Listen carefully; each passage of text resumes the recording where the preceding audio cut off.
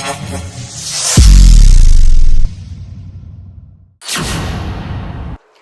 की खबर में आपका स्वागत है और मैं हूं आपके साथ आंचल तिवारी। खबरों की खबर में आज हम चर्चा करेंगे उस खबर की जिस खबर की चर्चा हर जगह पर हो रही है। रंजन गोगोई ने आज राज्यसभा सदस्य के रूप में शपथ ले ली है, जिसके बाद सभी विपक्षी पार्टियां उन पर हमलावर भी हुए और विरोध भी जताए और जिसके बाद वहां से विपक्षी पार्टी संसद से बाहर चले गए। आज हम उस पर विस्तार पूर्वक चर्चा करेंगे।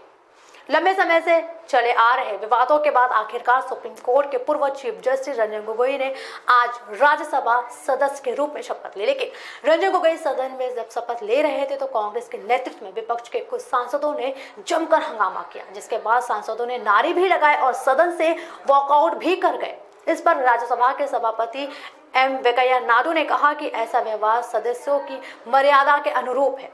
इसके बाद गोगोई ने सदन के सदस्य के रूप में शपथ ली। राष्ट्रपति रामनाथ कोविंद ने सरकार की अनुशंसा पर गोगोई को राज्यसभा के लिए मनोनीत किया था, जिसके बाद आज संसद में जमकर हंगामा भी हुआ था। इस बात पर रंजन गोगोई देश के 46वें चीफ जस्टिस रहे हैं। उन्होंने सीजेआई का पद 3 अक्टूबर 2018 से 17 नवंबर 2019 तक संभाला। 18 नवंबर 1954 को असम में जन्मे रंजन गोगोई ने डिब्रूगढ़ के डॉन बॉस्को स्कूल और दिल्ली विश्वविद्यालय के सेंट स्टीफेंस कॉलेज में पढ़ाई की। उनके पिता केशव चंद्र गोगोई असम के मुख्यमंत्री थे। जस्टिस रंजन गोगोई ने 1978 में वकालत के लिए पंजीकरण कराया था।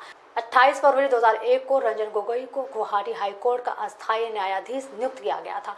जस्टिस गोगोई 23 अप्रैल 2012 को सर्वोच्च न्यायालय के न्यायाधीश बने थे और बाद में मुख्य न्यायाधीश भी बने। बता दें कि गोगोई ने अपने कार्यकाल में अयोध्या भूमि विवाद, राफेल लड़ाकू विमान और सबरीमाला में महिलाओं के प्रवेश समेत कई अहम मामलों पर फैसला सुनाने वाली पीठ की अध्यक्षता की थी। गौरतलब है कि राज्यसभा में मनोनयन के मामले में भले ही सुप्रीम कोर्ट के पूर्व मुख्य न्यायाधीश रंजन गोगोई ने बाजी मारी हो, मगर इस पद की दौड़ में वरिष्ठ अधिवक्ता महेश जेठमलानी भी शामिल थे। गोगोई इससे पहले सरकार में जेठमलानी को राज्यसभा में मनोनीत किए जाने पर शीर्ष स्तर पर चर्चा हुई थी।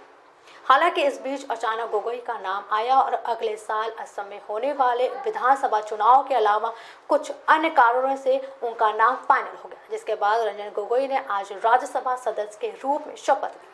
सवाल इस बात का उठता है कि जब सरकार को पता था कि रंजन गोगोई को राज्यसभा भेजे जाने पर विवाद होना निश्चित है, तो वह इस फैसले पर आगे क्यों बढ़ी। इस सवाल पर सरकारी के सूत्रों का कहना है कि मनोनीत सांसदों में विभिन्न क्षेत्रों के लोग हैं, लेकिन प्रसिद्ध न्यायविद नहीं था। जस्टिस गोगोई को इसलिए लाया गया क्योंकि वे मुख्य न्यायाधीश रहे हैं, देश के प्रसिद्ध न्यायविद हैं, कई महत्वपूर्ण निर्णय भी ले चुके हैं।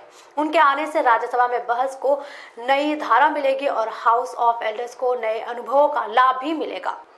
लेकिन इन सबके बीच सवाल यह भी उठता है कि क्या बीजेपी ने रंजन गोगोई को राज्यसभा सदस्य ऐसे समय बनाया है जब असम में चुनाव होने वाले हैं।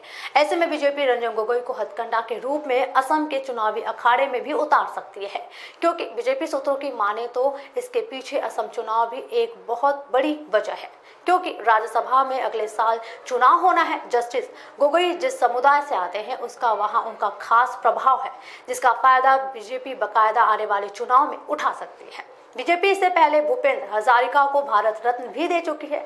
रंजन गोगोई ने दशकों से लंबित अयोध्या मामले में फैसला दिया है। वे उस 5 जजों की पीठ के अध्यक्ष थे जिसने राम मंदिर के हक में फैसला दिया है। इस फैसले के बाद पूरे देश में सांप्रदायिक सौहार्द बना रहा है। राज्यसभा में गोगोई को भेजने के पीछे बीजेपी का दूसरा मकसद ये भी है कि राज्यसभा में मनोनीत सांसदों में विभिन्न फील्ड और प्रोफेशन के लोग हैं, लेकिन कोई प्रसिद्ध न्यायाधीश नहीं है। गोगोई को इसलिए लाया गया है क्योंकि वे मुख्य न्यायाधीश रहे हैं, देश के प्रसिद्ध और हमेशा चर्चा में रहने वाले न्यायविद हैं। उन्होंने अपने कार्यकाल में बहुत से महत्वपूर्ण निर्णय सुनाए हैं जो सदा के लिए नाजिर बन चुके हैं। उनके आने से राज्यसभा में बहस को नई धार मिलेगी और हाउस ऑफ एल्डर्स को उनके अनुभवों का लाभ भी मिलेगा।